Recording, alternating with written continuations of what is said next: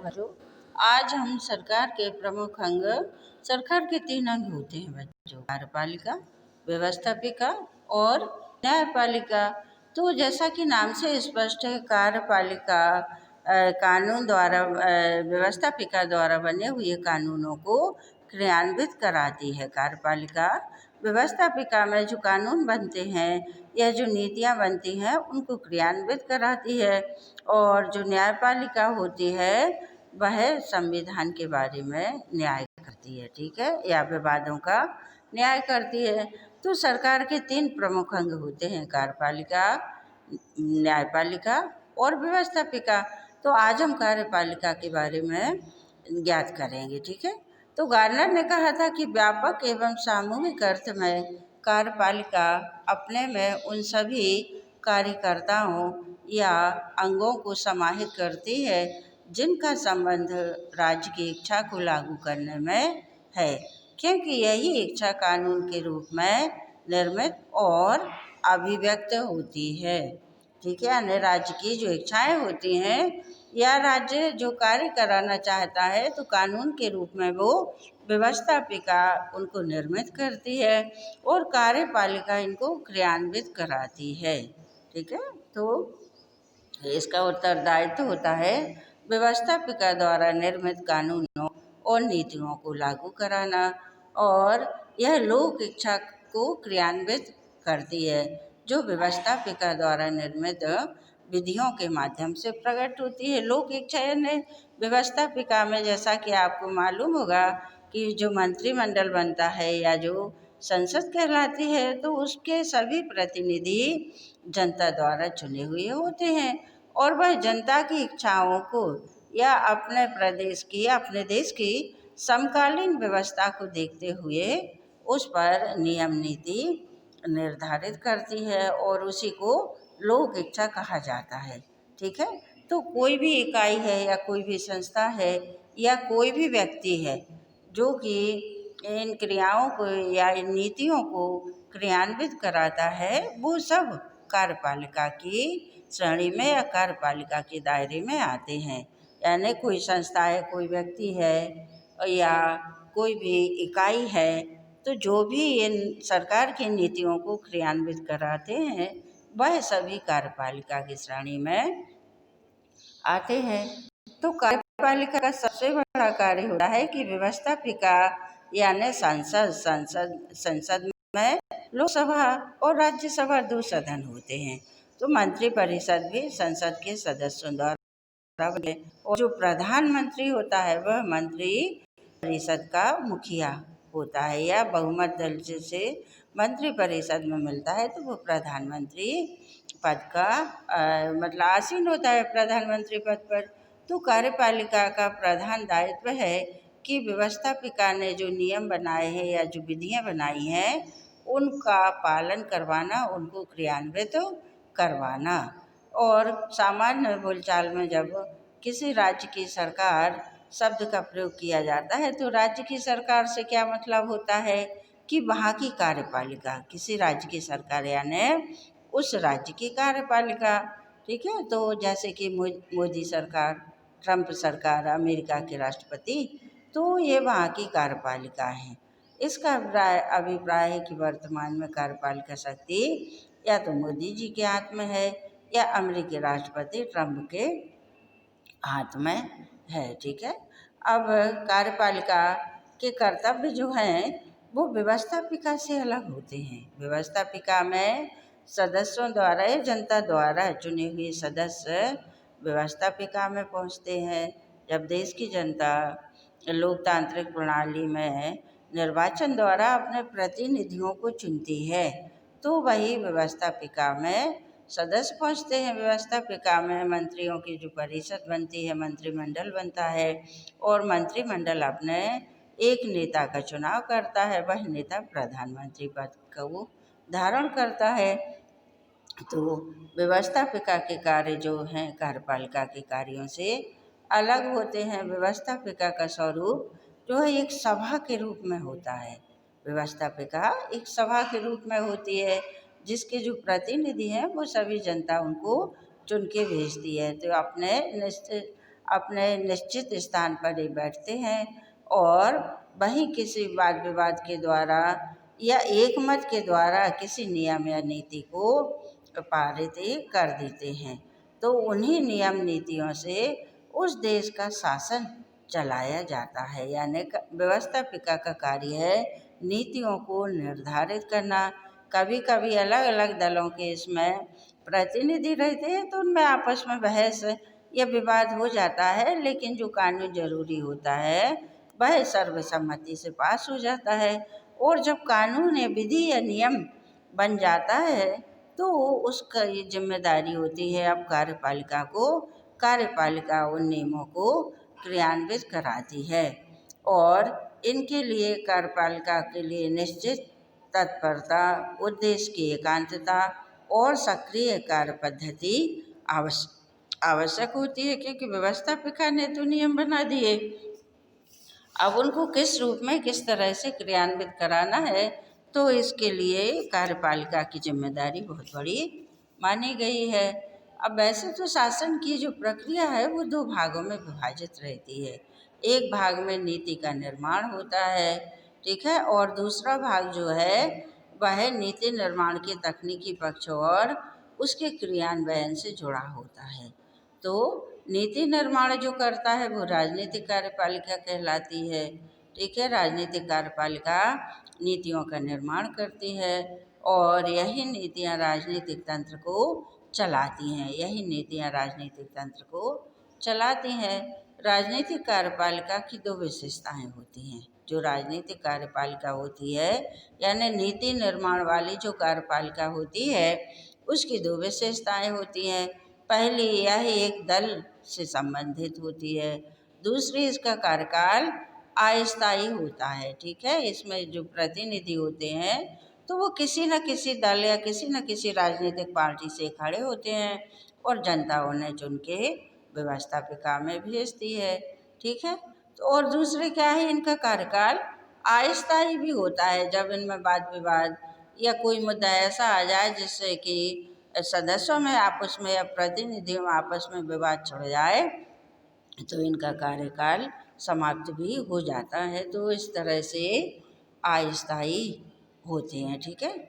अब इसके आगे क्या है कि दूसरे कार्यकाल, भारत और जो इंग्लैंड है तो यहाँ संसदीय प्रणाली है। संसदीय प्रणाली यानी भारत में भी संसद की प्रधानता है, क्योंकि संसद में बहुमत दल का नेता प्रधानमंत्री होता है और वास्तविक शक्ति भारत में प्रधानमंत्री के हाथ में ही केंद्रित होती है, ठीक है। और जैसे अमेरिका है तो अमेरिका में अध्यक्षीय प्रणाली है।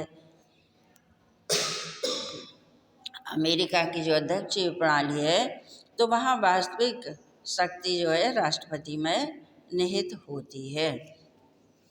और जो संसदीय शासन प्रणाली है तो संसदीय शासन प्रणाली में मंत्री परिषद ही वास्तविक कार्यपालिका होता है, बाकी जो अध्यक्ष होते हैं वो नामात्र की कार्यपालिका होती है, कहलाती है।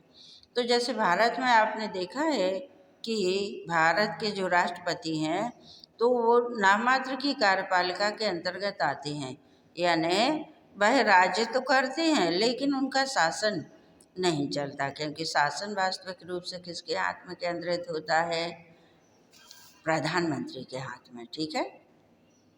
तो नीति निर्माण और नीतियों का क्रियान्वयन एक संवेदनशील कार्य है। नीति निर्माण और नीतियों का क्रियान्वयन, ठीक है। पहले तो नीतियाँ बनती हैं फिर उनको क्रियान्वित कराया जाता है। तो व्यवस्थापिका द्वारा नीति निर्माण के बाद में नीतियों का जो क्रियान्वयन होता है, जो कार्यपालिका का कार्य है, तो एक बहुत ही संवेदनशील कार्य है।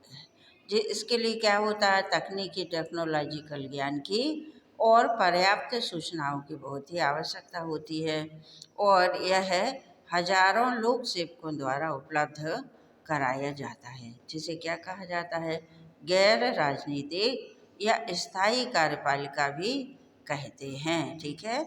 और सामान्य भाषा में जो लोग बाग जो सामान्य भाषा बातचीत की भाषा होती है उसमें इसे नौकरशाही या ब्यूरोक्रेसी कहा जाता है। ब्यूरोक्रेसी यानी जिसमें जो सरकारी सर्विस वाले जो होते हैं तो वो सभी इसके अंतर्गत आते हैं, ठीक है, क्योंकि कार्यपालिका के अंतर्गत वही सभी लोग आते हैं जो इन नियम या नीतियों को क्रियान्वित कराते हैं, उन्हें संचालित कराते हैं।